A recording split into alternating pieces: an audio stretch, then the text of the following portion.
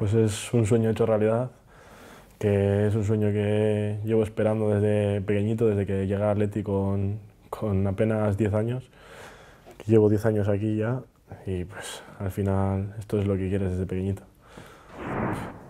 Al final se te van viniendo todos los recuerdos desde pequeñito, temporada a temporada, algunas temporadas más difíciles que otras y al final, y luego con el himno y todo, con el estadio, al final se te pone la piel de gallina.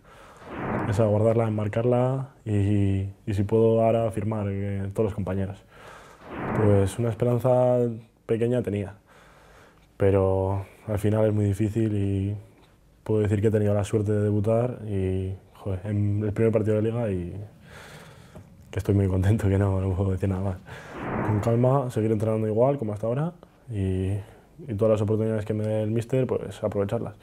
Que lo hiciese como lo he venido haciendo hasta ahora y que él me ha transmitido su confianza, así que yo tenía que poner de mi parte.